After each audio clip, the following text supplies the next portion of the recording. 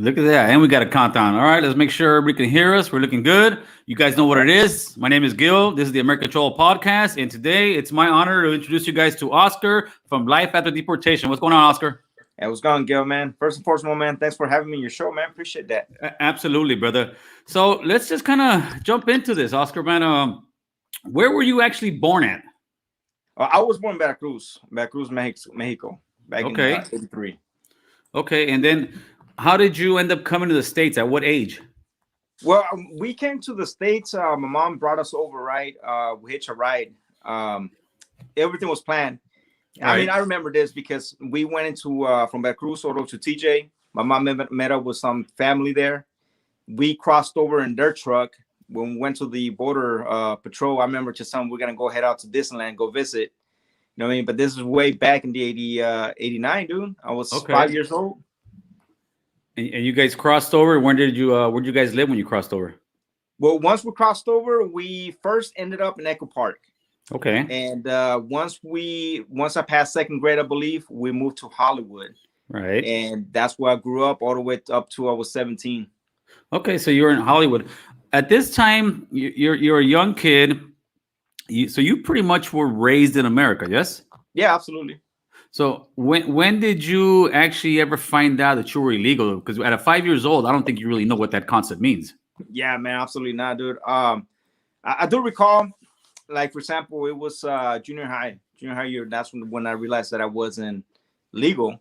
Right. When they will pass all the applications for like reduced meals, etc., we had to input our social security number. All right. And you know what I mean? That's what that caught me. It's like that caught me off guard. I was like, what? I don't have a social security number. And I looked into it. Then I started asking my friends what's a social. And that's why I learned that you get a social when you're a U.S. citizen. You know what I mean? Right. And then once I found out I wasn't a U.S. citizen, I was like kind of shocked and I didn't want to look at it. It was kind of like a little, trauma, if you will. Of course. I was, 12, 13 years old. You know what I mean? And I knew I was different from my friends. You know what I mean? It was a little bit embarrassing, I would think. Yes, absolutely. It was embarrassing. So I just left it alone and moved on. Did any kid at school ever tease you about it or talk shit about it? Where like you get into a fight over it? Nah, they wouldn't. I mean, I would just leave it alone. One time they did try to tell me like, oh, what? You don't have a social? I'm like, oh, I got it. I just don't know it by heart, Right, so, you have to make excuses. Yeah. And then after that, I didn't really get picked on that, but I knew from the bottom that it was different, Wow. So then you moved from Hollywood, yes, at 17. Yeah, I moved to 17. My mom and my dad got to divorce, and I headed up to Bakersfield with my mom. And okay. That's basically where I grew up, basically. So how long were you in Bakersfield for? How many years before your deportation? I was there up to 29. Well, I should take back. I was 30 years old. So you were 30. 13 years. So you pretty much spent 25 years in the States. I mean, living as an American guy, right? You don't know anything. At this point, you don't know anything about Mexico. Exactly. I don't know anything about Mexico, bro. Nothing. Because you weren't one of those kids that had the green card and was going back and forth to visit the family. You guys just would stay away. Yeah, exactly, man. All my family in Mexico, we lost ties, bro. And then we're on our own, you know what I mean? We're on our own. And then when I had to come over here, dude, it was like I was my own again. So okay. So now you're 29 when you get deported, 29, 30, yes? Yes, 30 years old. Okay, so at what point, because I want to bring your wife up because she's a big part of this story, man. At what point do you meet your wife? Oh, man, I met my wife back in 2007, bro. Okay. 2007, I was moving out to my own apartment, you know what I mean? Started manning up, got my, a good solid job. And I met her at the apartment complex right there, man, in Bakersfield on Haley Street. That's right. So you guys hit it off right away. I mean, because she's the ride or die chick, man. She's with you all the way, brother. I love that. Yeah. Well, I mean, we did hit it off right away. You know what I mean? We had a thing, but she had other ties, you know what I mean? Right. And, she didn't give me the time of day until like a year and a half later. You know what I mean? She made you work for it. Yeah, absolutely, dude. Absolutely. I tried all different ways to get at her, man. And yeah, she was just, and that's why I knew she was solid. You know what I mean? That's right. That's right. So how many kids do you guys have? We have 5 kids together. We have 5 kids, but one of them did pass away. Oh God, I'm sorry to hear that. Yeah, thanks. Now, all the kids that you have, are they American born, or do you have any that were born in Mexico? No, they were born in the U.S. They're all American citizens. Yeah. Okay, that's crazy. Okay, so at what point, I know in your I started doing a little bit of homework on you. I think you said your mom and your brother were how big is your family? First of all, the one that you're living in Bakersfield with. Yeah, in Bakersfield it was myself, my mom, and then my two brothers, my younger brother and my older brother. Right. And they also got deported? Yeah, they all got deported, bro. We all got deported at the same time. So how did this go about? Because some people will sit there and say, "Oh, you guys must have been drug dealers. You guys must have been gang members." You know, that's a typical thing that people are going to automatically think. Now, how does a whole family get deported? Well, it was immigration sweeps in Bakersfield back then. Shit. Yeah, it was not a sanctuary city. You know what I mean? So they had a nice detention facility there. From time to time, they would do immigration sweeps. Right. And my brother, my older brother, he's the one who got caught up in one of those checkpoints. And during that checkpoint, you know, he couldn't. They looked him up, and he was in the list of deportation way back in the early 90s, well, early 2000s. That's when my mom and my dad got divorced. Right. So anyways, so that's how they found out that he was, you know, he was a legal immigrant. You know what I mean? And since he had his address, they went, they picked up my mom, and then from there, it makes one thing to another. You know. Yeah, even though that's one thing I heard about the sweeps. Even though they could be looking for one certain individual, they kind of use that as an excuse to take everybody in the house. Yeah, they link it up, man. They link it up. Wow. So then your mom and your brother got deported. Now, what year was this? This was back in 2011. And at this time, your brother's working, everybody's working, doing their thing in America. Yes. Yeah, absolutely, man. My younger brother had 2 jobs, and then my older brother, well, he was, you know, doing the newspaper routes and working side jobs too. Wow, and so my mom was a cook during that time as well. So you guys were crying. So when you took your brother, did they deport him right away, or do you guys have to go through like a legal process to finally get said, no, you guys got to go back? No, they straight up arrested him. They took him to the station. They called me the same day. They called me. My brothers called me because they, you know, they're in time to phone call. Right. They gave me the rundown that they're gonna get deported within 24 hours, and right away, boom, ship them out. You know what I mean? And they give other people, you know, they get a chance. Like, hey, if you want someone to bring you a backpack, something like a carry-on bag, you make that call right now. But that person has to be a U.S. citizen because they can't enter the U.S. You know what I mean? So if you have your spouse, you know what I mean, that's also illegal, dude, you're gonna be gone by yourself. You know what I mean? Nothing. Whatever you got arrested with, that's how you can get shipped out, man. That quick. That quick, man, within 24 hours. So your brother's off, he's getting deported. Did your mother go right at the same time as him? Yeah, they all got shipped out within 24 hours. First, they do like a criminal check to see if there's any outstanding warrants or whatnot. If they're clear, there's no warrants, they get shipped out. You know what I mean? If they have warrants, well, they see which county wants them. You know, they'll stay a little longer. Right. But since we didn't have no warrants, we got shipped out within 24 hours. So were you part of this shipping out yourself, or did yours was a little different? Mine was a little different, dude.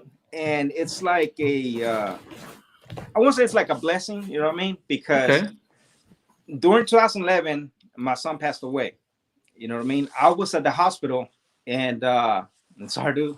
No, brother. Well, take your time, man. No, for sure. That's insane. Yeah, for sure, man.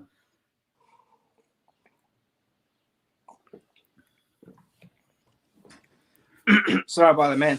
No, I don't ever bring this up, you know what I mean? Because it's very emotional. But because we're here, basically what happened is my son passed away. As soon as my son passed away, ICE came looking for me. But because they couldn't enter the hospital or arrest anybody at the hospital, I got saved by that. You know what I mean? Right. So I didn't get arrested at the hospital, but I did speak to the ICE officer. Right. I gave him the gift. I was like, hey, dude, man, my son passed away, dude. I can't just leave right now. You know, let's negotiate. He's all like, you know what? Get an attorney and come see me in my office.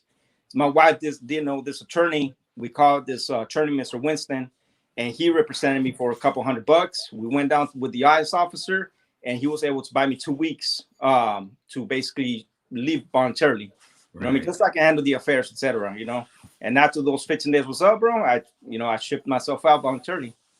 Now, did you guys do the service for your son? Did you take him back with you to Mexico? I mean, how did that go? 2 weeks is not 2 weeks is not a long time. Nah, absolutely not. We made a tough decision to cremate him, you know, and also because we didn't have much funds for, you know what I mean? So yeah. No, for sure, man. Take your time. But I mean, you give me the chills. Losing a son or daughter as a father is definitely the hardest thing in life to go through. And to top it off, you're also now looking at deportation, and you got the rest of the family that you got to sit here and now try to handle all these problems that are going on while you're trying to deal with the passing of your son. I can't even imagine how tough that must have been, Oscar. Oh yeah, I mean, I mean, it was tough, but we made the decision. You know what I mean? To Right. help about it and handle business. You know? Now you could have gone another route, which a lot of people do, and I'm interested to know why you did not. Which was a lot of people in your situation would have got in their car, took off, and gone to another city.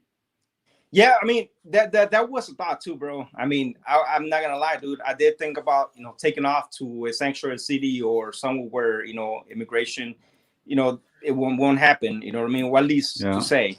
But I did plan on moving out somewhere. I didn't know where we're gonna go. We thought going to Indiana.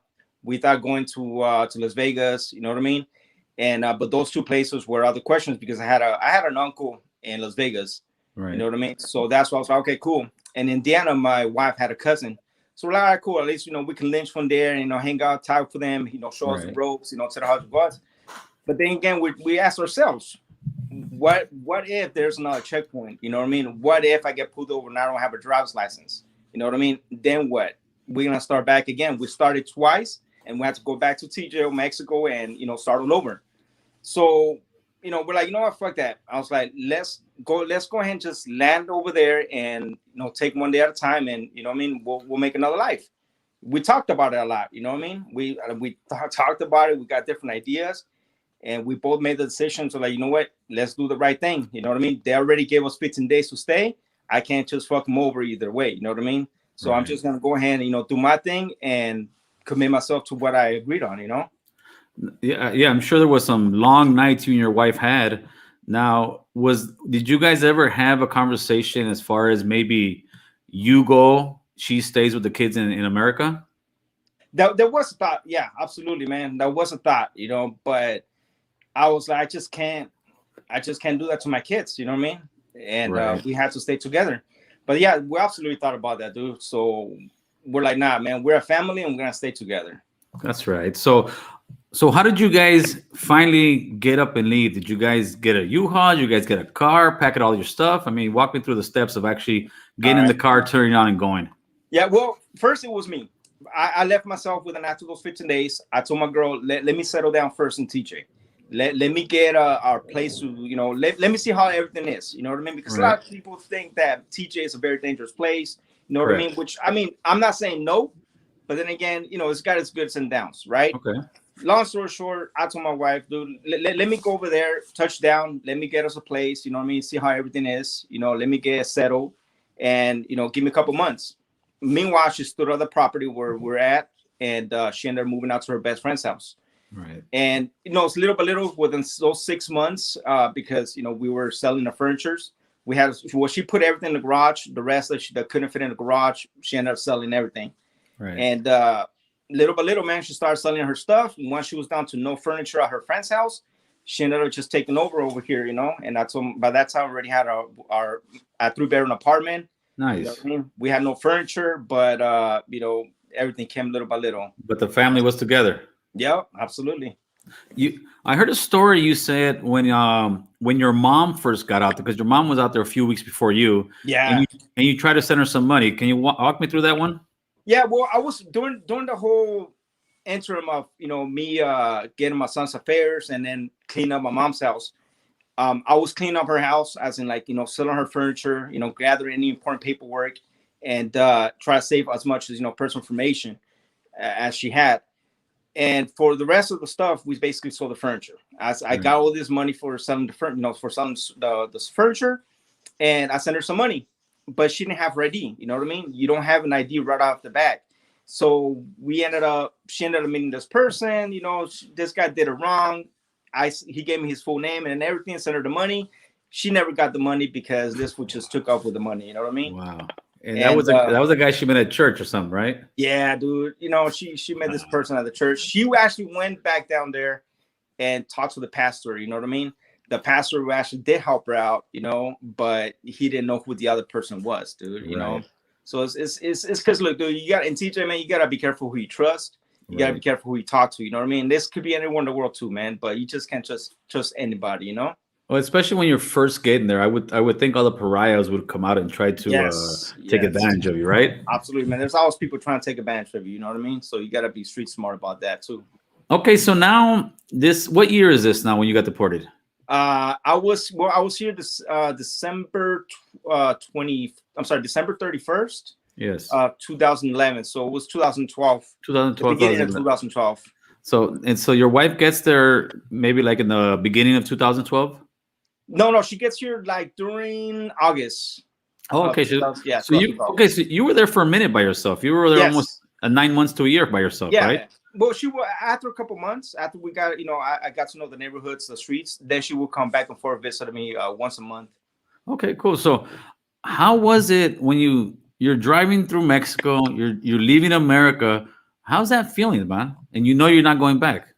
Man, well, I came in the Greyhound, and all I remember doing is going through a little checkpoint into Mexico, and the bus driver says, "This is it, man." It's like after this, I had to go press the light.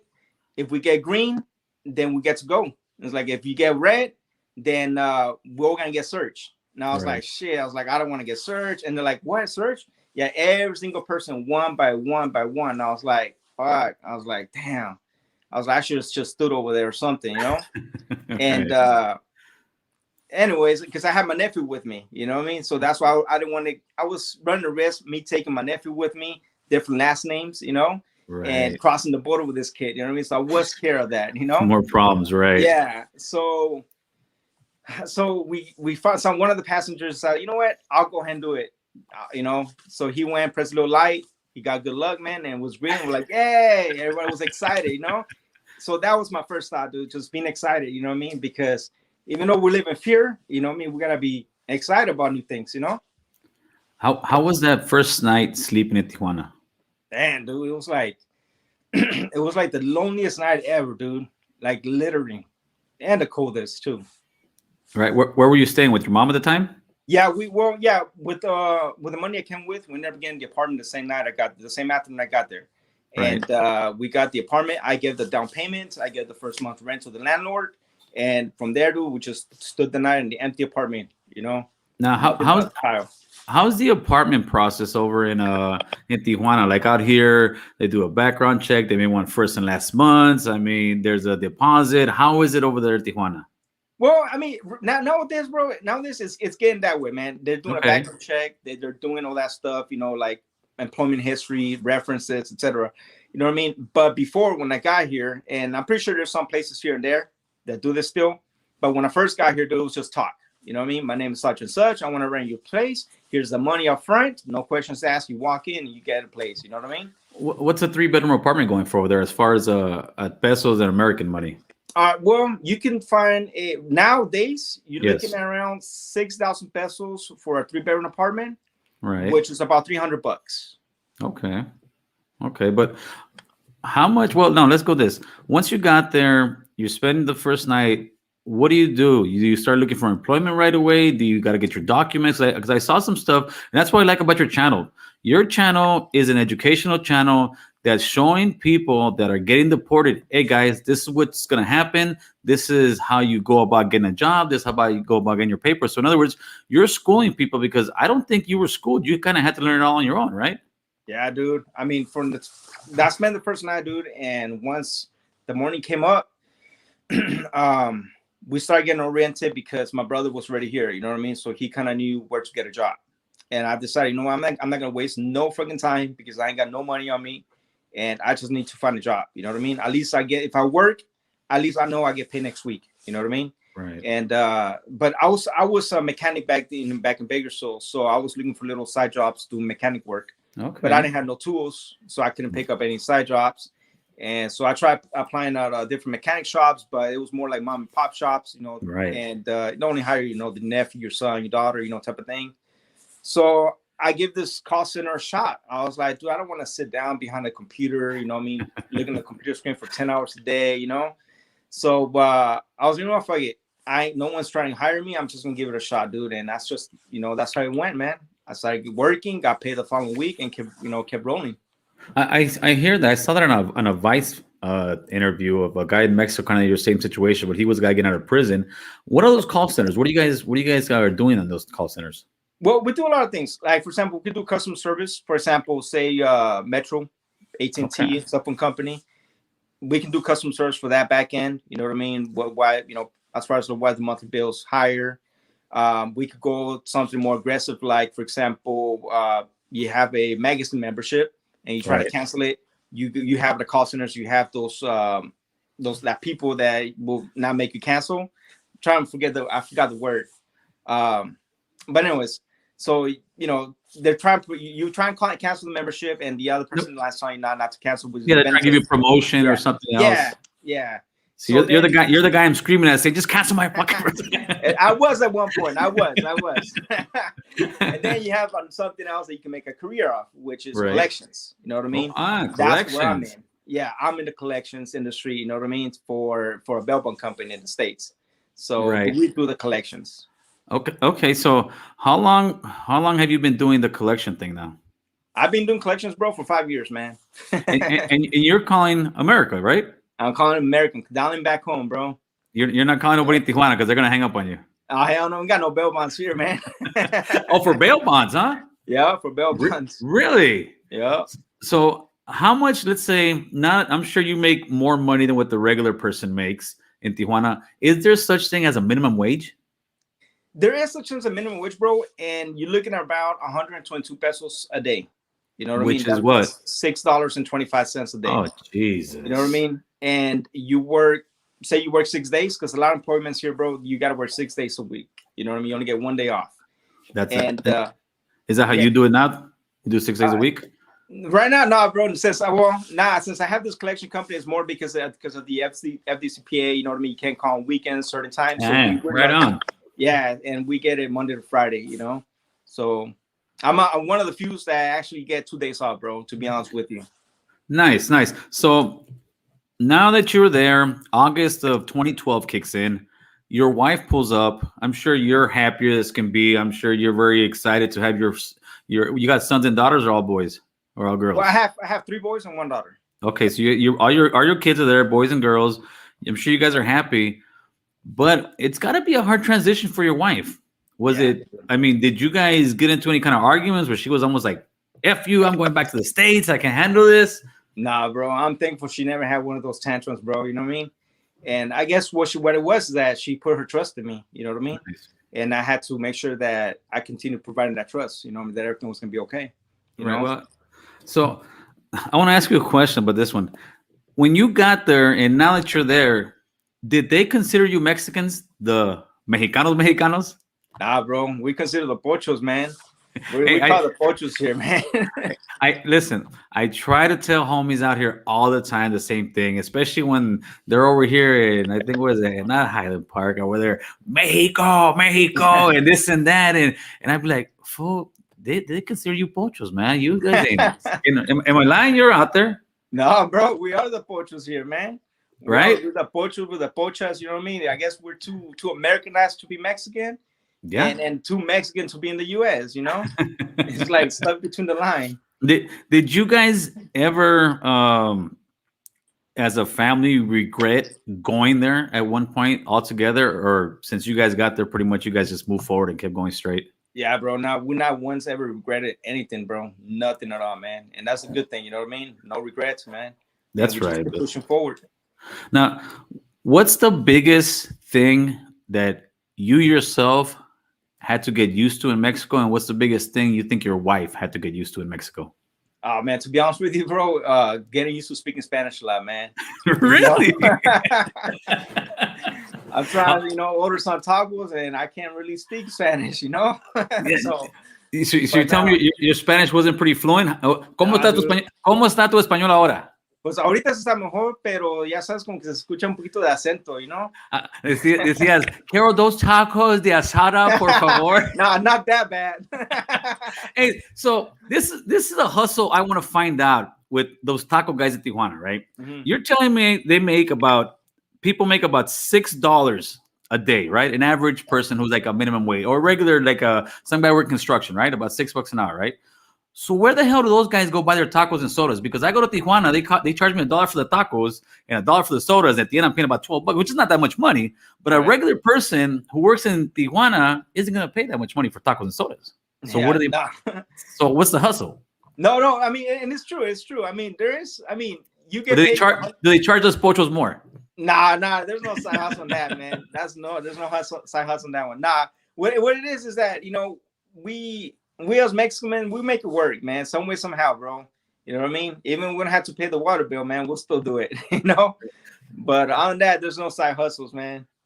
How is different is the housing there in Tijuana? I know there's certain areas, and we'll get into that. As far as I saw some big houses over there, but as far as I saw another thing you posted, is there gas in the house, or you guys got to run off those propane?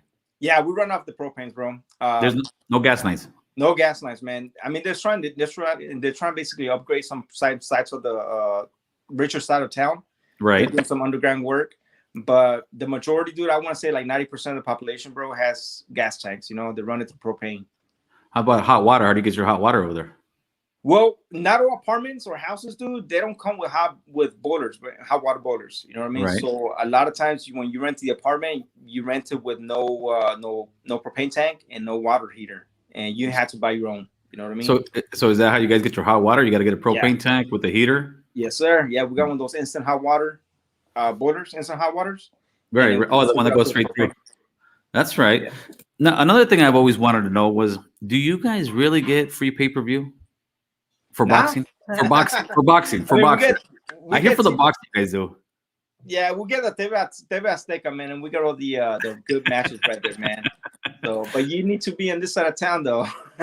Right. So, as you made a video also about your documentation. When you get over there, you're coming from America. You don't have a birth certificate. I'm sure you don't have any legal paperwork that says, "Hey, my name is so and so, and I'm a Mexicano." So, how's the hoops you got to go through to get all that paperwork? Well, there's a website. There's a website that you actually input your full name. Right. First, you gotta get a CURP. A CURP is basically what I like to think of as a CURP, CURP. It's like a digital birth certificate. You know what I mean? Of where you were born at, because everything gets down on record. So, and it starts with your full name, your mother's full name, your dad's full name, and then the state of birth. And you input that information, and you get your digital birth certificate, which is a CURP. With that CURP, you end up getting your social security number. You have to go down to the offices, apply it for the first time. Once you get your CURP and your social security number, then you can go ahead and get your birth certificate, your actual birth certificate. You get that mailed out to you. And then once you got those three items, your social security number, your CURP, and your birth certificate. And once you have those three items, you can get your ID. You know what I mean? So it's all a process, bro. And then once you go and get your ID, you don't get it within a week or 2 days or a month, bro. You gotta wait at least 3 months to get it. Oh, shit. Yeah, and then if there's doing like some type of political event, sometimes you gotta wait up to a year for your ID to come in. Oh wow! Yeah. Now, did your wife have to get all the legal documents as well as like Mexican, or is she still a citizen of U.S. and kind of uses her stuff? No, she's a U.S. citizen still. She does have a permit, which she renews it every 6 months. A Mexican permit to stay. Yeah, there. Mexican permit. Yeah. How about the kids? How tough was it to get to schools? How are the schools out there? Well, it was a trip, bro. It was a trip enrolling into Mexican school. You know what I mean? Okay. I like to play, the Mexican schools, because it's different from enrolling your kids in California. You know what I mean? Right. And because first they have a big deal with enrolling American citizen kids. Oh, really? Yeah, dude. I can't just enroll my kids in public school because they're American. But in the States, it's different. You know what I mean? You're legal, you get free education. So once we bribed the principal, man, with a couple $100 pesos, bro, we're able to get the kids in, and that's what it is, man. Some people take advantage of the system, and once we enroll them to school, bro, we have to pay for uniforms because mandatory uniforms every single public school in Mexico. So that was an extra cost, right. And it was just totally different, man. The enrollment in Mexico, the whole school system is totally different than the one in the States, man. Now, is it kind of the same as far as 1 through 6 and then middle school and then high school? Or how does it go out there? Yeah, you go from 1 through 6, and then from there you go to your secundaria, which is junior high. Right. And then once you do your junior high, you go down to the prepa, which is basically high school, and from there you prepare yourself to go to college. Now, do your kids? I'm sure your kids speak very good Spanish, probably better than you and I put together. But do they also teach them English out there, or is that from just from you guys? No, they do teach them English. It's like an elective class, bro. It's like an elective class that, and it's voluntarily. You don't have to sign up if you don't want your kids learning English. It's like an elective, right? So you get Right. to choose or not. And we always tell our kids, go ahead and take it. That way, you get, because it's not just learn how to say it, how to pronounce it, but your verbs, your nouns, etc. Nice, Proper nice. grammar. Now, are your kids? I mean, how old's the oldest kid? Your son or daughter? The oldest one? My oldest is already 21. Oh wow! So you got Yeah. grown kids. Yeah, Now, yeah, he's gonna sign up to the Marines pretty soon, man. So so he's coming back to the States. yes, sir. That's right. That's right. So how about the other kids? Are they? Do you think most of them are going to go back to America, or some are planning to stay out there and make careers out of themselves out in Mexico? Well, for my oldest daughter, she's already 17, so we already had those talks. She said she wants to pursue her career. She wants to be right now she said she wants to be a vet. You know what I mean? So, and she wants to travel the world. So I told her the only way you can travel the world is if you sign up, you know what I mean, to the Marines or to Navy or something. You know what I mean? And but yeah, she's talking about moving out over there, to the States. My other one, my 10-year-old dude, we haven't even had that conversation. Right. And then my 7-year-old dude, he's just stuck in his own little world. So we haven't had a conversation with them about that. Well, how was the conversation with your kids? Because, well, I think the 20-something-year-old, he kind of knew. Did some of the kids, when you guys were moving back to Mexico, did they have a clue, or they were just like, following you guys and they didn't know? No, they knew. We told them. We told them from the get-go that I was going to take off for a couple of days, a couple of weeks, Right. a couple of months, and that meanwhile we're gonna go back and forth to go visit dad, and we'll go from there. But we did tell them when it was time to move. We had that talk with them. But do you think they really knew the gravity of how much of a different life they're gonna go from? During that time, my oldest ones, yes. My daughter just kind of went with the flow. Right. My oldest, I know I was talked about hanging out with his friends. You know what I mean? So, and his new friends didn't understand him. You know what I mean? So it was that type of talk. Now, did they have any issues at school because they were Americans or pochos or anything like that? Because out here, you know how it is. Yeah, actually, I mean, yeah, there were some people, some guys, some kids, that were bullying him for being a pocho. You know what I mean? Not knowing too much Spanish. And then you have, the other people that were like, cool, he's a gringo, you know what I mean? Let's kick it with him, we might learn something, So it was both, man. It was good and down, Yeah. Well, that's one thing I saw that you show on your channel. You're showing the different part of Tijuana. I mean, you're showing that, yeah, there's crime, but that's anywhere, even in America. And you're showing that you can raise a family. And from what I'm seeing, you're living a pretty normal life that anybody out here would be living, right? Yeah, man, absolutely, man. I mean, just because you gotta get deported, bro, it's not the end of the world, And that's what I saw when you made a thing about why you named your channel Life After Deportation, because there is a life after deportation, right? Yeah, absolutely, man. And what are you trying to get out of your channel? Well, I'm trying to spread out some positivity, man, and delete this image that the media portrays about Mexico. You know what I mean? That teaches third world country. I'm sorry, Mexico's a third world country, and that nothing but bad people come from Mexico. You know what I mean? We're all good people here, man. Yes. And even if you are gonna get deported, bro, it's not that bad. It's not bad at all. Right. Now, how is the immigration?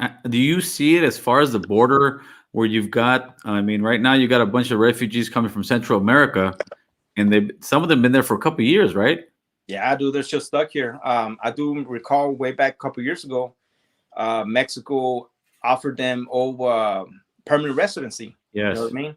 And if there's people decide to stay here, you get your permits, you get all the rights as a Mexican citizen, Right. So a lot of people did decide to take it, man. A lot of people from Haiti are here, you know what I mean? That's where we've seen more flow, Really? From Haiti? Yeah, we got a lot of Haitian people here, man. I would have never thought that. Yeah. No, there's black people on the border, man. Wow. And I mean, it's all good. The way I see it, man, is good. You know what I mean? It's like a bowling pot. You want to mix different cultures together to make everything great.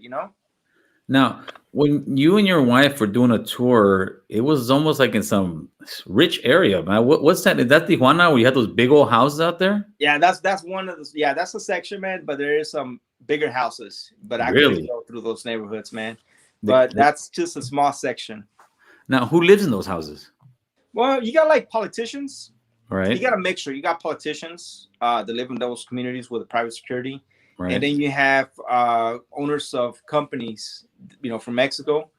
And sometimes you have people that work across, and they're able to bring that type of money into TJ and Now, build their little mini mansion. now, does your wife, or did she ever come and work in the United States and then go back, like through the border? She used to. We tried doing that, but we're just not paying too much attention on the kids because Okay. we're both gone. Crossing the border, dude. Sometimes you got to get up at 3, 4 in the morning just to be Yeah. at work by 10. So it was a hassle. So she stopped working. How long did you guys do that for? We did that close to a year, man. Wow. Yeah. So is your wife working now, or is just you working? No, it's just me working, but she does have some online sales. She sells makeup online. So she does her own little side hustles, but she does it from her own house. Right. So now that you got your channel, are you constantly putting up content, or are you just putting it up every once in a while? Well, I try to do it once a week, man. I try to do it once a week because, I do work and, I do got to dedicate some time for the kids, and then whenever it's just me and the wife, we just, post the video. So for the meantime, it's just once a week. Right, that's right. I was going to ask you. I was going to sit there and ask you, about the crime, though. Is there certain areas in Tijuana that you would just not go at night? Yeah, dude, absolutely, man. Las Sanchez, la Colonia Las Sanchez, dude, I would definitely not go at night, especially if not even from there, man. What is La Colonia de los Sanchez? Man, it's just it's a good neighborhood by day, but during the night, you definitely do not want to go there, man. Really? It's one of those. Yeah. You're gonna get robbed. Something's gonna happen, dude. Dude, I have my coworkers, man, my own coworkers that live there. Right. They still get robbed. No way. Yeah, dude. But see, and I'm talking about. Go ahead. I'm sorry, man. I'm not talking about just like, hey, here, give me your money now, dude. This people getting stabbed left and right there, man. Yeah, I tell that to my wife. She always wants to go to Mexico, and this is my thing. You tell me if I'm wrong. I say, I would hate to go. No, I don't like going to a place that I fear the police more than the people. You know what? You're right about that, bro. And I got robbed once by the cops, dude. Right. When I first got here, dude, I had my wife came over with some money, and I had the money in my pocket because I didn't want her to carry all that money. Right. And we were shopping at Costco, dude, and then the cops called me over, and I was like, what? They confused me with someone else. They pepper sprayed me, and I was like, what the fuck? You know what I mean? And then my girl, she saw like, hey, stop, but she couldn't speak Spanish. Long story short, bro, I got arrested and I got let go by doing while they handcuffed me. They jacked me for my money, dude. Yeah, they'll take your shit. I mean, and who are you gonna complain to? Exactly, dude. To who? Yeah, we talk about police brutality out here in America, and I think it doesn't even begin to compare to the corruption that's going on out there where you live, man. Yeah. To be honest with you, man, when it comes down to tourism, dude, the cops do know who's a tourist and who's not. Right. Nowadays, dude, when I get pulled over and I told them where I live at, dude, they just let me go. You know what I mean? They don't even tax me for passing the red light, Right. Because they know that I'm a local and they know how much money I make, But sometimes the police they do pinpoint at tourists, man. And that's what sucks, So what's the mordida going for right now? About $50 or $100? They start $100, dude. Oh, it's $100 now, huh? The inflation. Yeah. They be trying to do that to my girl all the time, and she'd be telling, nah, like, yo vivo aquí en Rosarito. Oh, porque te mira güera, and they're like, oh, this one's from America. Yeah. Now, like, you want to give me a ticket? Let's go to the station. Does your girl, does she get hate from some other Mexicanos? Esta pinche güera. Yeah, I do see that, bro. And I do see that a lot, man. You know what I mean? And it sucks, but it's reality. It's the hate, homeboy. It's the hate. Yeah, that's what it is, man. So what do you think yourself as far as ICE, immigration in America, and what's going on in the border and the kids in cages and all that stuff? I want to get your take on the immigration out here in America, coming from you that you got deported over there. I mean, it sucks, man. I think, you know what I mean? If someone's asking for asylum, you know what I mean? Because they're running for whatever reason they're running, or they want a better life. I honestly think, in my own opinion, is that U.S. should, do a better screening and allow those families with good intentions to walk in. You know what I mean? And maybe start like a sponsorship. You know what I mean? You get a year to, show us that you're going to be a good, productive member of society. You know what I mean? And they make the decision after that, But, and it sucks, man, seeing the families being separated, you know what I mean? Because they all want something better. Right. But don't you think it also comes to a point where, like right now, you got, I don't know, let's say 20,000 people at the border. It could be plus 20,000, minus 20,000, right? If you let those 20,000 in, don't you think there'll be another 30, 40,000 right behind, get in line again? Yeah. That's when some people start taking advantage of the situation, So they can do it, I can do it too. Right. You know what I mean? Why not?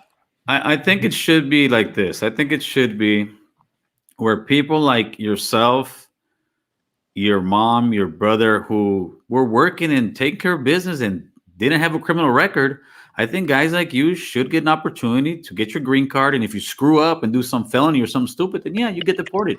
And I think the problem is that too many, especially the Democratic Party, try to hug and baby the criminals, and they don't want to deport those guys. And that's when they say, well, you don't want to deport them, then we're going to deport everybody. Yeah. I mean, that's a good point. So I'm hoping something will happen, because I mean, you got this new administration. It's the same thing, brother. It's the same thing. It's just a show. I think the thing that we really got to do is kind of get an immigration policy in the books that allows people to get citizenship, but first get their green card. If they screw up, like I said, they deport them. Right. And once those people start doing good, start showing the love down to the other countries, because Mexico, Honduras, Guatemala, those countries are rich with natural resources, man. Yeah, they are, dude. Right? It is. And it comes out to actually the Mexican government or the, Guatemalan government, making their life better for the people that live in those countries. You know what I mean? That way the people don't have to leave. You know what I mean? They can have a better life within.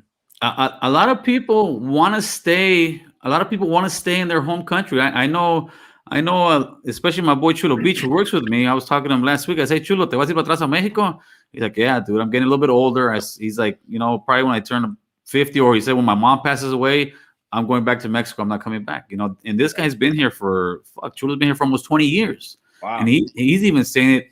He's just out here to work and make money. But if he had that opportunity over there, because who wants to bust their ass for $50 a week, fool? People don't understand that. That's what these guys are doing. They're busting their ass for $50. Yep, that's what it is, man. And do you see a lot of guys from gangs living out there in Tijuana? Oh yeah, absolutely, man. There's a lot of homeboys out here. You know what I mean? And yeah, but we're a lot of here, man. From all different walks of life, man. We're all here. You know what I mean? Right. There's people from Chicago. There's people from New York. All parts of the United States, man. Really? Yep. How's the drug problem out there in Tijuana? Well, we're talking about like the users or the sellers. No, well, let's do the users first, and then we'll do the sellers after. Man, well, drugs are easy to find, man. To be honest with you, man. And but then again, you already know who's your neighbor. You know what I mean? You already know who uses, who doesn't, who sells. You know what I mean? Right. You kind of tell. And my advice is that you stay away from knowing too much. That's right. That's right. So we're gonna kind of see if we get a couple questions from the. Let me see if you can see these real quick, brother. Let me see if we get some questions in from the audience. If you guys want to ask a question here, we got the homie here, Mr. Oscar from Life After Deportation. Let's see what we got, homeboy. Let's see what we got. Can you see those, Oscar, or no? No, I can't. Oh, you're blind then, huh? You're blind. Yeah. Let me see. Let me see. No, Mr. Somas is in here. Let's see. What's up, chat? No, these guys are trying to sell something, man. These guys are trying to sell something. All right, so while we're on the subject, before I get another question, let all the people know where they can follow you, man. Well, you can follow me on YouTube. It's Life After Deportation. And on Instagram, the same thing, Life After Deportation. Now, how long have you had the channel for? I had it for 3 years, man. I did this here. Well, actually, 3 years going on 4. So it's like 3 years and a half. But you did it for a little bit, and then you kind of slowed down the videos, right? Yeah, I kind of got discouraged. You know what I mean? Just like anybody else. You know. So what ended up getting you back on the horse, let's say, and start doing videos again? Well, I got a call from this guy named Caesar, dude, and he's from New York. He's a filmmaker. So he called me up. He's like, "Hey, dude, want to do a little interview with you? You know, we saw your YouTube channel." Well, very cool. Yeah, so he came down. He started doing a little short documentary. But this was about 2 years ago. Okay. and he's still producing, still editing, etc. So hopefully he's gonna showcast it next month in April during the San Francisco Film Festival. Oh, So nice. yeah. So and then Well, that's what basically encouraged me, because if I was able to spread that message all across New York, someone was watching out there. You know what I mean? now, So that's what kept me going. can you say what the name of the documentary is yet, or not yet? I don't know yet. I don't know the name on it yet. But he's supposed to keep me up to date on that coming up. Okay, so we got a question from Kid Top Skull. How much does it cost to own one of those little mini mansions, and can American citizens do it? And how does he go around doing it as far as buying them? Well, first you have to be a neutralized citizen, because Americans cannot buy property here at all. You have to be neutralized. You have to be a Mexican citizen, or at least have some type of residency. You know what I mean? Once you get that legal process, then you gotta have at least $350,000 cash, man. Is that All what it this house costs? is cash, and there's no financing, man. Ahí pura pinche lana, güey. Yes, sir. Really? Want to call me to sell that house? You better have the money. You might get robbed over there. Yeah. There's got to be a lot of fraud going on over there. Oh yeah, dude. I'm telling you, man. It's the politics, man.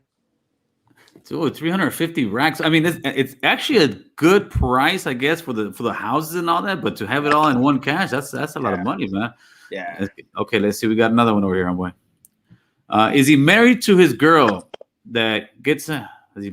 Is he married to his girl that gets a green card fast? Well, I don't think they know that you can't get that green card no more. But are you married? Did you go to church? Yeah. We got married. We got married by the church and by the civil here in Rosarito. So yeah, we got married here.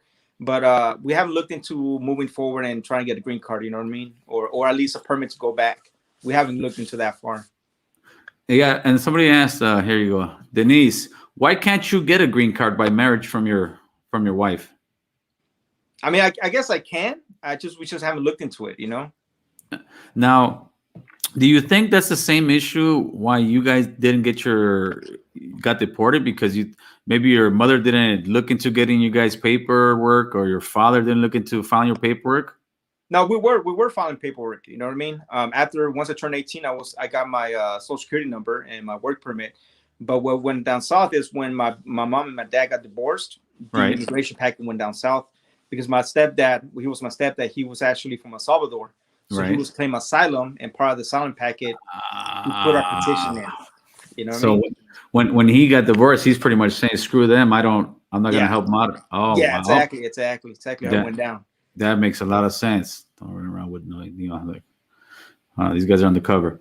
Well, dude, that's crazy. So yeah, from that marriage, you guys lost it, but so you pretty much. It seems to me that you're good. That you don't miss America. You're doing your thing because you're not trying to get your green card. Or you guys never spoke about that? Yeah, With no, we haven't really spoken to about it. I mean, we brought it up once or twice, to be honest with you, but we haven't really talked about it because it doesn't bother us being in TJ. You know what I mean? Oh, I would say this though. I'll give you a little advice, Oscar. I'll give you a little advice. I would start looking into trying to get the green card. You know why, right? Because Yeah. when they go to the Marines, they might come with an Asian baby, they might come with a German baby, they might come with some grandkids, and Oscar might. But by that time, hopefully, I would think that if your kids do join the service, I would hope that they would allow you at least to get like a visa to go out there and visit. Because I mean, you've Right. proven that when they told you to leave, you left. Right, exactly. Right? Yeah, absolutely, man. You know what I saw also? Have you seen or ran into any? And if you do, hook them up with me. Any ex-Army or Marines? I've seen some that got deported, man. To me, I can't believe it. Yeah, man. I do actually know one. I'm gonna see if he wants to, talk about it. But I'll give you information. He's actually my coworker. Oh shit! Yeah, I saw someone. Another Vice video. It was, listen. The only Marine or Army that I would say should get deported is somebody has some CHOLO charges, some shit that does some kind of raid. Then yeah, you shouldn't be here. But I don't care if you went there for selling drugs. I don't care if you went there for a robbery. If you went to the Army, if you're a vet, you should have the same rights of every other American, dude. Hell yeah, you should, man. Right? Yeah, you fought for your country. You know what I mean? They at least owe you that. Pretty much, homie. Okay, let me see. We got another one. How's his mindset? Is it best not to think about America? That's a good question. Yeah, well, I mean, going back to what you said, looking to get the green card because, to be honest with you, I do sometimes think about my kids. You know what I mean? Right. What if they want me to see them graduate? You know what I mean, from the Marines. You know what I mean? Then what? You know what I mean? Skype it. So Right. that type of that those thoughts do cross my mind to actually look into that further. All right, we got saludos at Tijuana. Oh, there you go, paisa. There you go. Tijuana, Murua. Is that what that is? Mr. El J. Murua, Rodriguez? Murua? El Murua. El Murua? What? All right, homeboy. What colonia does he live in? You don't have to answer that if you don't want to. I don't know where that is because they're going to come looking for you, homeboy. Yeah, I already not disclose that. But you should save money. The way. This guy who does not. Seems like his content with his lifestyle on Tijuana's buena suerte and God bless you and family from Patty Sanchez. What's up, Patty and Jimmy? Let's see this other guy. I got deported to Mex and took the American dream with me. I'm doing out here, bro. That's pretty much what you're doing, right, brother? Exactly, man. That's what we're doing. You know what I mean? The American dream don't stop over there. You got to keep it going. Yeah, and you know what's the important part about that? It's just working. Yep. It's amazing how much better your life is if you wake up and work. Because, and one thing, especially where you're at in America, you could be a huevón and you still eat. I mean, you got a roof over your head. I'm sure in Tijuana, if you're a huevón, you're assed out. Hell yeah, man. And you got to have some type of backup plan, man, because once you turn 55, man, no one tries to hire nobody over 55, man. Shit. See, those are things I don't even think of. You're absolutely right. It's not like over here where they have those rights for handicaps, rights for this. Aquí ya estás viejo. That's it. It's like an old fucking horse. Yes, sir. That's it, man. Fuck, dude. I didn't even think about that. Oh, ask him more. I think he asked him that. I'm about 2.5 from San Diego. That's where the dream out of Mex. Okay, here you go. Do you see any Haitians or people other than Latinos there in Tijuana? Yeah, man. We have actually Russians too. We got Russians living in TJ. All over Mexico. The Ruskies? The Russians. What are they doing? Did they relocate there or did they get deported over there? Nah, they just relocate. We have Russians. We have Chinese people. We have all over Asian. Well, not over, but you got Japanese. I mean, you do get some Koreans, and you do get some European people as well. Right. But yeah, man, you get a little bit of everything. Yeah, you know what's crazy? How quick those guys, or how weird it is when you first see them speaking Spanish. Because a lot of those guys, they'll pick up the Spanish right away, brother. Oh my goodness, yes, I know. One time I went to this Chinese restaurant to go get some food right with the family when I first got here. And I was talking to the Chinese lady in English, and she's like, "Hey," and I was like, "Oh shit, you don't speak English?" And it's like, "No." I was like, "Oh my god, about that." Yeah, I was seeing something through there. There's a big I think in Mexico City, there's a bunch of Asians over there that they speak fluent Spanish. That's a really cool, brother. I know, dude. That's the thing. Adapt to it, No, that's one thing about the Asians. The Asians, wherever they go, they adapt. They put their head down. They start working. They open their businesses, brother. Yes, that's one thing we should learn from them. I know, right? Yeah, for sure. I got one for you right here, real quick. Where I hear that crazy. Somebody said something about, and I'll find it. I'll post it right now. Here you go. It's a fair and good question. Did you ever commit crimes in the U.S.? And if so, how many did you commit, no matter how small? This guy, oh my god. Hey, I'm telling you, they're gonna think so. Oh my god. All right, well, way back, and this was when I was in a previous relationship, dude. I was like in 18 years old. Right. I caught domestic violence, dude, and but that was it was just one time. Right. And it was been what? Fuck, dude, it's been like almost 20 years. Yeah. 38. Well, you're being honest, homie. You're being honest. But yeah, that's not something that you should get deported for. To me, I mean, your case was just one of those things where they were going out rounding people up and taking them. And dude, there's a lot of families that happen to. Yeah. Have you seen that one Netflix show about deportation? No, I haven't seen it. Oh, dude, once we're done, I'll send you the link. Oh my god, what is it called? Like Deportation Nation or something like that. If anybody in the comment section remembers, it's a great documentary about how Mexicanos, Central Americans come over here. And a lot of those guys were like in Texas, Indiana, where you said you wanted to go, places like that. And they would go, look for one person, and that person wasn't there. You know, a lot of these guys live in an apartment together because they're sending money back home. Right. They were deporting everybody, and also how many people were, as far as work, would take advantage of these people, where they would work them for 6 weeks and not pay them, and then after they don't pay them, they're just like, "Fuck it, you're illegal." What you gonna do about it? What you gonna do about it? Yeah, and that's I'm gonna watch that then. Deportation Nation, brother. Yeah, it's fucking heartbreaking, dude. And that shouldn't happen. But the problem is with us as Raza, I call us Cali Max, homie, is we don't, and I don't even say unify anymore. I'm trying to use organize. We don't organize where we come together and be like, nah, you can't do that to our people, brother. Those guys worked those 6 weeks because, okay, in Texas right now, they have that big old storm, right? Who's out there on those roofs? Yeah, exactly, man. We're out there on those roofs. People that look like you and I are out there on those roofs. Yep. Anywhere you have tornadoes, we're out there in those roofs. We're out there fixing those places. Who's picking your food? We're out there picking your food. We're feeding your families. We're taking care of your babies. We're the nannies. We're the gardeners. We're the janitors. We make America run.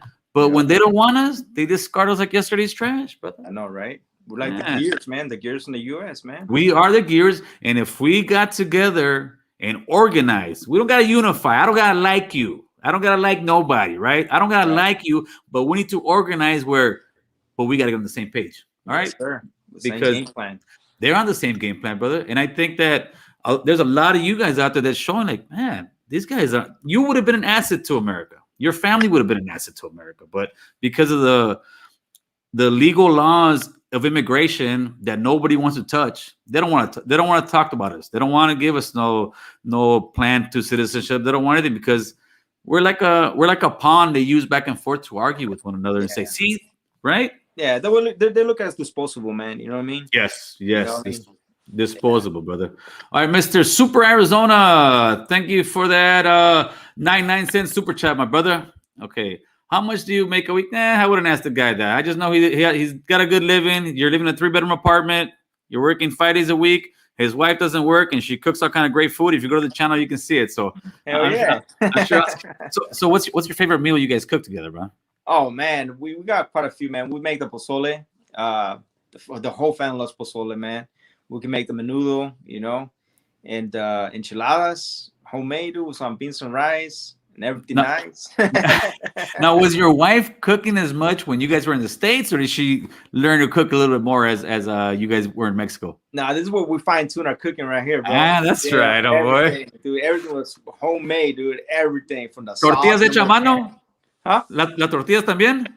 Nah, we're getting there. It takes all right. manos now for that, man. For reals. It takes practice. That's right. Okay, so Mr. Moises Garcia, are you planning to save for your future when you cannot work anymore? That's a great question because once you turn 50, you're like that old mule. Oh, yeah, absolutely, man. Yeah, absolutely. I looked into that, and something that we do have here in Mexico, and you know, it trips me out because some things Mexico's so behind, and some things we're advanced, bro. We have a mandatory what's called Afore. Automatically, dude, without you touching your paycheck, you get a percentage of your paycheck deposit into it for your retirement. Oh, really? I didn't know that. Yeah. So that's one thing, you know what I mean? That's a plus. So once you retire, once you turn 55, 65, once you retire, you can actually borrow from that Afore, that retirement income, and then get paid monthly on that. You know what I mean? But yeah, absolutely, I am saving for my retirement, man. That's right. As we all should. I mean, here in America, man, the more we make, the more we spend, brother. I bet you, man. Hey, there's no way you guys qualified for that stimulus. You had to have. You got citizens. Yeah, my wife got hers. But it's not for the kids too. We never got for the kids because she never filed taxes. I don't think you will need to file taxes. I think, listen, Oscar, if you got motherfuckers in prison collecting $1,400, homeboy, and they've been out here, and I got homies been in there for like 16, 20 years, and them fools are getting money. Damn it, your wife and your kids should get that money. You better look into it. I guarantee you guys qualify. All you got to do is put their social, do the taxes, even whatever it is. I guarantee you qualify. I mean, you guys will be balling out with cadenas and everything in Tijuana. Yeah, right. Ain't trying to do that here. Nah, they'll take your shit. Okay, so the Immigration Nation, that's a documentary. Thank you, Luis. Okay. Immigration Nation. Yeah, dude, it is a great documentary, but be ready to get your heart broken, brother. Straight up. Be ready to get your heart broken, especially you that you went through it. I I can guarantee you, and we can talk after that. It's gonna tears gonna come down your eye because it's gonna bring back a lot of bad memories. It just shows just how it shows the nasty part of America. Wow. When it comes to immigration, brother, and when it comes to our gente, it really does. It shows the nasty, foul, dirtbag, white bastard. Not that I'm saying all America's dirtbag, white bastard, but just the dirtbag, nasty, corrupt fools that just take advantage of us, brother. And there's many of them. The thing is, we don't show it. We don't talk about it, but we need to talk about it. We don't speak up. We don't speak, and that's not gonna get us anywhere, man. Yeah, Mr. Hey Nunez, have a Bud Light amigo. Thank you, brother. Thank you for the shirt. I got it right here. There you go. They're showing love, homeboy. They're showing love. Right. That's oh snap. Cool. American Cholo. We on here, Danny boy. We on here. Let me see what you got. They're coming. No pensions are nothing here. Yeah. Let's see what this guy's saying. Your kids are U.S. citizens. They should qualify for the child tax credit. Yeah, 3 or more. That's what I'm saying, brother. I'm telling you, dude. You better get on that horn. If not, why don't you give me the social security numbers after and a 2-for-1 special. Yeah, for sure, man, for sure. Yeah, let me see. All right, let me ask. One love. Let's ask. Hey, Gil, ask him if he ever goes to the beach next to the border. Yeah, we've been there. But we like to go down a little more farther south, more to like La Misión. Right. It's you don't get too much tourists, you know what I mean? So it's a little more empty. So is there beaches on Tijuana? Well, there has to be, right? Yeah, Playa de Tijuana, all the way around the shores. It goes all the way from Playa de Tijuana into Rosarito and then Popotla, and just gets going farther down. Is the one at Tijuana that one that I always see on TV has that fence that people give stuff away? I saw hamburgers the other day and stuff like that. It's that close, right? Yeah, it's right there, right at the border, right there. So the metal fences. So when you guys went over there, did you guys just say we're gonna go to Tijuana? Did you ever think about going? Because I got a couple homies that are like in the tourist area, Ensenada, Acapulco, and they went over there, and since they spoke English and Spanish, they made pretty good lives of themselves, like working in hotels or working other places where that bilingual really helps. Did you guys ever think about going down any farther, or you guys are just gonna stay in Tijuana? No, we're gonna stay in Tijuana. We're gonna stay in Tijuana here for until something else changes. But for the most part, yeah, we're just gonna stay in TJ. That's right, brother. Let me see what we got. See what this guy's comment is. This jackass. He says he's got chomo charge or something. I don't know, man. Oh, hell no. No, Mike Peleas. Throw a huelga and let the veggies rot in the field, and you'll see how fast they legalize our people. Yes, I'm telling you, brother. Imagínate. Okay, listen, we had the COVID, right? Right. The COVID shut us down here. If you add all the days that we didn't work, months. It really did. It shut us down months, folks. Right. Now, could you imagine if for a month, even 2 weeks, all of us, Raza, came together, organized, not unified. We don't got to get along. Organized and said, no, that's it. We're done. We're done being your fucking slaves. Yeah. We're done cleaning your houses. We're done. Until you guys give us some kind of immigration, we're done. I can guarantee you at first they'll be like, they're not going to do it. And if we do it, the whole machine of America will stop, brother. Yes. And we have to do it for months, man. Not just a day. I think 2 weeks. I think 2 weeks. 2 weeks. They will break it down, dude. You think the white men are gonna do it? You think the brothers are gonna do this? No, come on. I mean, no, let's not bullshit ourselves. We're the hardest working race in the world right now, or at least on this part of the hemisphere, and nobody can mess with us. But the problem is, we don't say anything. Yeah. We stay quiet, brother. We're humble people, but they have been taking advantage of our humbleness for decades, brother. And they can. Man. Yeah, all the silence. Like right now, what's going on out here too? It's sad, dude. We got a lot of right now. I don't know if you caught wind of that out there, the Asian hate thing going on. You're on Instagram, so I'm sure you have, right? Yeah, so sad, man. It's horrible, and I feel for them. But the thing is this: we've had our own vendor hates for over a year, 2 years. So we just had a vendor get killed up in, I think it was Fresno or Sacramento. Our actors, the majority, the big ones, they don't say shit. Dude, I know. That's what I'm saying. What the fuck is George Lopez at? You know what I mean? Where's our machete? No, those guys are too busy making their money, not really worrying about nobody else. But we need one of those guys to step up and say, hey, man, no, this got to stop. But they don't, because we support them. We still do the thing. But I haven't seen. I think Eva Vangoria, whatever her name is, she just did a thing for Asian hate, and I'm like, dude, what are we invisible? I'm like, hashtag, are we invisible? Because it seems like our own people don't see it. Our own people see right through us, brother. They don't give a shit. It's a sad thing, brother. Let's see. We got so it's up to Chicanos to speak up. That's what we're trying to do, brother. Yep. That's what we're trying to do. Yeah, 1 week will Lupe. 1 week will bring them to their knees. They would, dude. I mean, I could, if I wish I could snap a finger and say, all right, guys, we're staying home for 2 weeks. Homie. We're staying home for 2 weeks. What we're gonna do? We're gonna get food banks going. You need food. You need this. We need donations from people before we. Like, in other words, it would take us a good year to get ready to ramp it up. All right, we're gonna get money. We're gonna get things. We're gonna put it where everybody can see it. Anybody who needs money, here you go. You got some food. Here you go. And you do a big strike. We strike as a nation. They gotta give us something, dude. They have to, because they're gonna starve, homie. They're gonna drive around with dirty cars with no food. We'll survive off frijoles and tortillas, homie. Straight up. We're survivors, because now one thing we are as brown people, we're survivors, brother.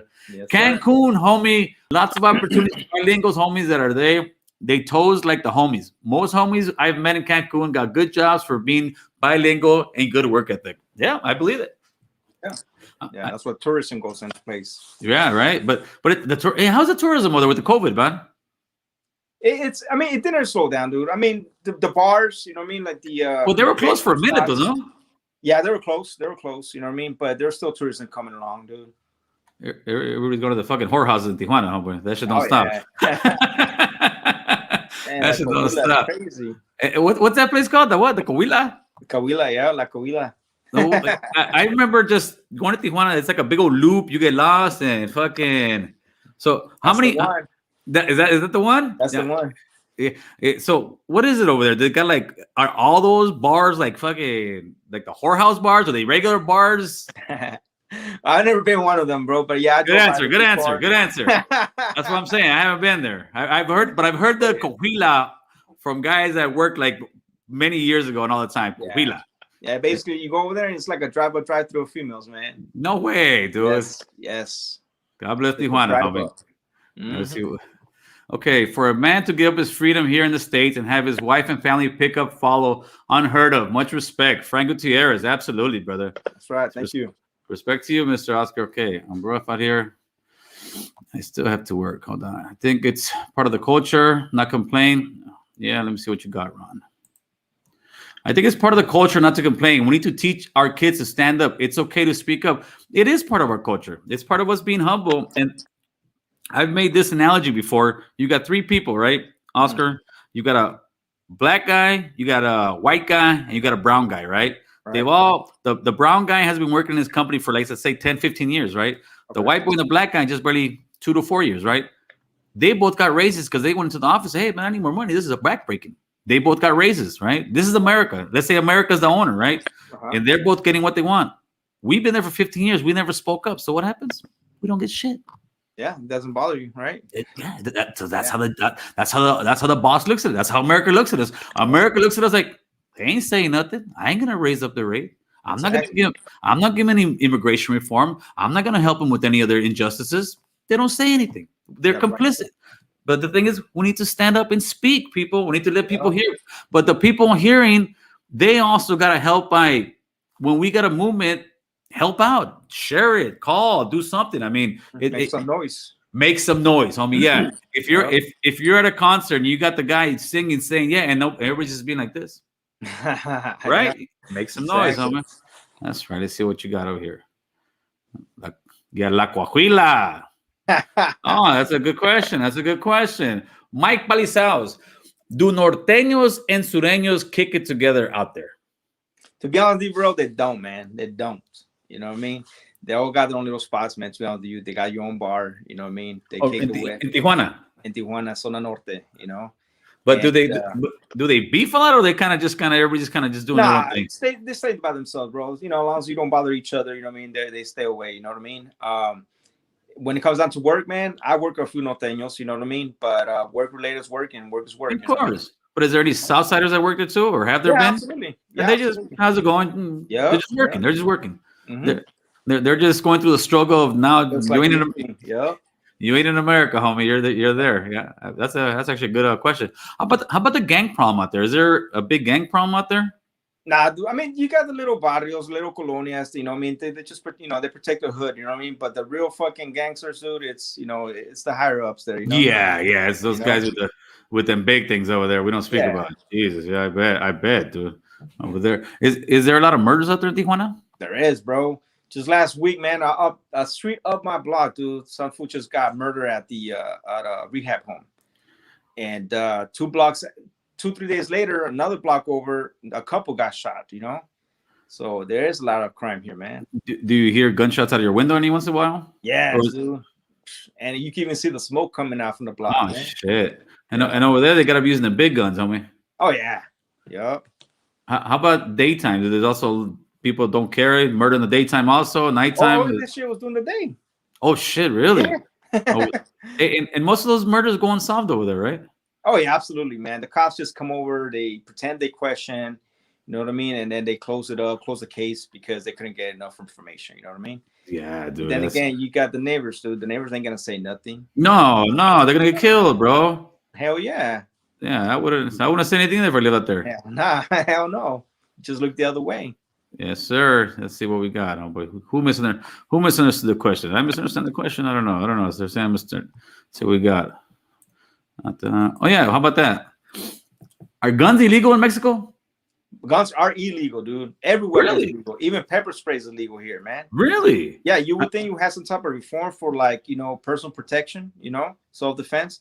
But now Right. you can't be caught carrying a taser gun or pepper spray or even a pocket knife, man. Now is that just in Tijuana?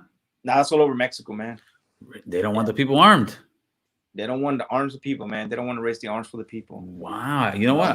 I never even thought about that. I thought that for sure Mexico had like lax gun laws and all that good stuff. I wish. I mean, to be honest with you, I wish I could own a gun. You know what I mean? Because sometimes you need to protect yourself. Well, yeah, you would think, right? But yeah, you can't. You know what I mean? You can't. You Just can't. You can't even own like a personal one for your house. Not even if you're a business owner. If you're a business owner and you want a gun, you have to hire some type of private security people. Oh, that's crazy. Yeah, I know, dude. This sucks. And then if you do have a gun and somebody comes to your house, you kill them. They're gonna charge you for shooting the guy because you shouldn't have had a gun. Exactly, dude. Yeah, that's what I'm saying. You know what I mean? Sometimes here in Mexico, sometimes everything's reversed. Like man. you were saying, some stuff is good, some stuff is not too good. Yeah. Do they have any kind of welfare program at all over there? Nah, dude. We don't have no welfare, man. We're on our own here. Shit, dude. Mm-hmm. Okay, hey, we got somebody from Puebla here to show support. Congratulations on the interview, Oscar. There you go, homie. You got some of your subscribers over here kicking up dust. That's right. Good stuff. Good stuff. You. Let me see what we got. How do you see how being in America and we are privileged compared to Mexico, where it's very limited? Say how do you let me see how being in America be privileged. Okay, well, I mean, to be honest with you, being privileged, when COVID kicked down, I heard a lot of Americans getting unemployment. You know what I mean? When COVID kicked down here in Mexico, dude, we never got no unemployment. We're on our own. If the boss laid us off, then so be it. You know what I mean? Until further notice. And we have here a lot of supermarkets. I don't know whoever's been to Mexico. You see a lot of elderly people bagging your groceries. They're voluntarily, and they get paid by the tips. All those people, because they were, more prone to COVID, they all got laid off. You know what I mean? And who's gonna take care of them? You know what I mean? Dude, so, I'm sure a lot of people. Well, the people starving out there. I mean, that'd be tough. Yeah. We started a few grocery giveaways, and cool. We started. We passed a few dispensers around the block. Just to help people out. That's but right. Even at that, that's not even sufficient. Let's see what this guy said. Yep, you can't just no big caliber. You can't ever get a 38 special. I guess not. That's kind of crazy, dude. I didn't know that, dude. I don't know. What this guy said. Yeah, you don't got no info. I don't get that. Oh, here you go. Let's see what he say. Did they have a government aid in my rack? I don't know. I can't get you. Better write again. I heard there's a few laws. If someone posts up in your property after a certain amount of time, they can take. Oh, I've heard some stuff like that too. Yeah. It's like a squatter. You know what I mean? Someone, if the house is abandoned, right, and no one's living in it, and you got a squatter can go ahead and live in your property, build it from the ground up, or finish whatever, or even if it's a house that's abandoned, they can go ahead and take over that property, dude. You know what I That's mean? crazy. How long do they got to be in there, or how long they got to be abandoned? It's a process. You gotta take at least 5 years, man. At least 5 years to. But some people do it. Yeah, people do it, dude. And there's even attorneys that actually tell you, have you been living in that property? I can give you that property. You know what I mean? So they be advertising that, you know? Well, yeah, I'm going back to when you were saying about those big houses that they sell. And I've always found this interesting about Mexico. And I think that it's actually a good thing that they will not sell property to you unless you're a Mexican citizen. Yeah. So you can only lease it, or what do you do? You can rent it. You can rent it with your, California ID, for example. You can rent a property there, but you just can't own it. Well, I heard there's a thing where you can, I guess, lease it or buy it for 100 years. Is that the case, or was that just something I heard? I haven't heard about that. Okay, I heard nothing. Yeah, I heard it was 100 years, but obviously not. I mean, could you imagine in America where they would say, no, you can't buy any property unless you're an American citizen? Right? People, 100-year lease. People go through the roof. You fucking racist. You this and that. Yes. Hey, how do you see? I know you got a little bit of a blowback from people calling you a pocho and all that, right? When you first got to that you were Mexicans. Do you also see the same kind of, let's say, discrimination from Mexican nationals against Central Americans? I mean, to be honest with you, I haven't seen any of that. You know what I mean? We have Central Americans working in the call center I work with. You know what I mean? And there's no racism, as far as that goes. You know what I mean? Unless it goes into details and someone doesn't really like them, etc. But I mean, the majority will get along. That's right. Okay. Let me see if we got anybody else in here. All right. So I think, man, we went through everything I wanted to ask you, brother. I think it's a great thing. Again, promote your channel.